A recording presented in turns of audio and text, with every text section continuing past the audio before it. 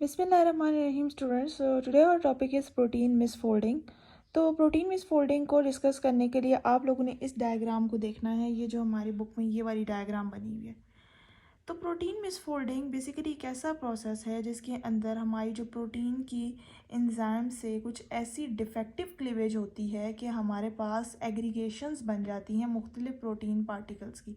ये protein particles मिलकर आपस में बॉन्डिंग के थ्रू या बीटा प्लेटेड शीट्स बना लेते हैं और इनकी एक्यूमुलेशन ब्रेन के अंदर या किसी भी और जगह में हमारे लिए बहुत ज़्यादा हार्मफुल होती है। और ख़ास तौर पे प्रोटीन की मिसफोल्डिंग से हमें न्यूरो डिजेनरेटिव डिसऑर्डर्स होते हैं। तो हमारे पास क्या होता है कि हमें पता है कि प्रोटीन्स की हमें नॉर्मली एक नॉर्मल क्लीवेज चाहिए जिसमें एक पिकसर जो हमें नॉर्मल बाहर एक्स्ट्रा सेलर चाहिए वो एक्स्ट्रा सेलर चला जाए, जो इंट्रा सेलर चाहिए वो इंट्रा सेलर चला जाए। लेकिन हमारे पास क्या होता है कि इंजाइमेटिक क्लीवेज कभी कभार हमारे पास फॉल्टी हो जाती है, जो कि जेनेटिक जिसकी कॉजेज़ हो सकती हैं या फिर कोई उसकी टाउ प्रोटीन एक कॉज हो सकती है, उसको हम बाद में डिस्कस कर सकते हैं। तो हम एक्स्ट्रा सेलुलर जो हमारे पास क्लीवेज करवाता है वो होता है बीटा सेक्रेटेज, एक एंजाइम होता है। और इंट्रा सेलुलरली सेल मेम्ब्रेन में जो प्रोटीन की क्लीवेज करवाता है होता है गैमा सेक्रेटेज। अब ये कुछ इस तरह से क्लीवेज करवाएंगे कि दरमियान में अगर ये डिफेक्टिव होंगे तो दरमियान में एक जो हमारे पास एक पोर्शन प्रोटीन का रह जाएगा। ठीक है, ये पोर्शन ना तो एक्स्ट्रा सेलुलर वाले प्रोटीन का पार्ट होगा ना ये इंट्रा सेलुलर प्रोटीन का पार्ट होगा। इसकी वजह से हमारे पास क्या होगा कि ये पोर्शन, इसको हम कहते हैं अल्फा बीटा अमोइलॉइड पार्टिकल कहते हैं। क्या कहते हैं इसको? Alpha beta amyloid particle.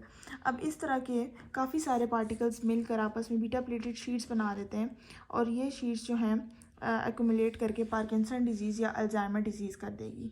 ठीक है, अब हम लोग अमोइलॉइड जो है बीटा पार्टिकल, जो बीटा पार्टिकल जिसको हम कह रहे हैं, अल्जाइमर डिजीज़ के अंदर मेनली कौन सा पार्टिकल होता है? बीटा पार्टिकल होता है। इसके बारे में अगर हम लोग बात करें तो ये हमारे पास इसके अंदर 40 से 42 अमाइनो एसिड्स होते हैं।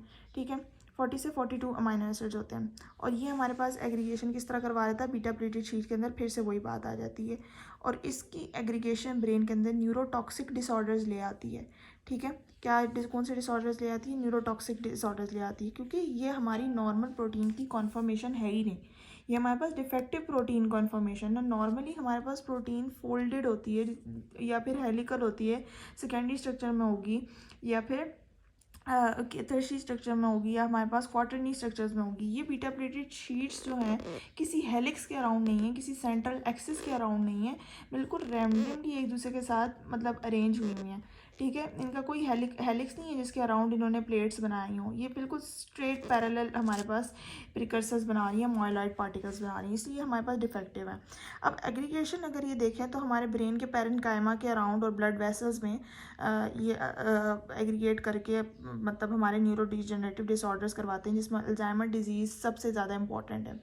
अल्जाइमर डिजीज़ ज़रूरी नहीं है कि जेनेटिकली हो, क्योंकि हमें पता है कि एंजाइम्स के अंदर अगर डिफेक्ट्स आते हैं तो वो जेनेटिकली होते हैं। लेकिन एक दूसरा डिफेक्ट भी होता है जो हमारे पास एक एबनॉर्मल प्रोटीन की वजह से होता है। एक प्रोटीन होती है जिसको हम कहते हैं टाउ प्रोटीन। ये देखिए हमारे बुक में यहाँ लिखा हुआ है टाउ प्रोटीन। अच्छा, ये अगर हमारे पास एबनॉर्मल बन जाए, यानी नॉर्मली हमें पता है, हमने प्रोटीन की जो हमने मॉडिफिकेशंस पढ़ी थी, पोस्ट ट्रांसलेशनल मॉडिफिकेशन हमने पढ़ी थी, तो हमने कहा था कि प्रोटीन की फॉस्फोराइलेशन होती है।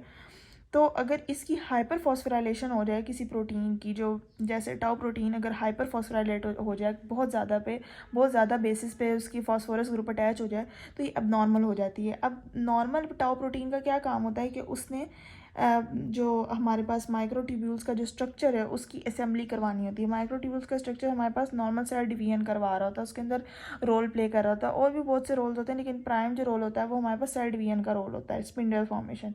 तो अब अगर हमारे पास टाउ प्रोटीन ही डिफेक्टिव है तो हमारे पास क्या होगा कि सेल डिवीजन का प्रोसेस नहीं होगा और उस वजह से असेंबली ही नहीं हो पाएगी माइक्रोट्यूब्यूल्स की। ठीक है, तो ये हमारे पास अल्जाइमर डिजीज़ के अंदर दूसरा कॉज आ जाता है। पार्किंसन डिजीज़ के अंदर दूसरा कॉज, एक तो हमारे पास अमोइलॉइड पार्टिकल की एग्रीगेशन तो कॉमन हो जाएगी अल्जाइमर डिजीज़ के लिए भी और पार्किंसन डिजीज़ के लिए भी। उसके लिए दूसरा कॉज अल्जाइमर डिजीज़ का टाउ प्रोटीन है और पार्किंसन डिजीज़ के लिए दूसरा कॉज है अल्फा साइन न्यूक्लियन प्रोटीन। ठीक है, अब इसका प्रोसीजर वगैरह हमारी बुक के अंदर नहीं लिखा हुआ, ये आप लोगों की डिबेट भी नहीं है। So this was all about protein misfolding of amyloid disease. बहुत ईजी करके मैंने आप लोगों को बताया। Hope I have made it clear. अगर आपको वीडियो अच्छी लगी तो इसको लाइक ज़रूर कीजिएगा और मेरे चैनल को सब्सक्राइब कीजिएगा। Thank you so much.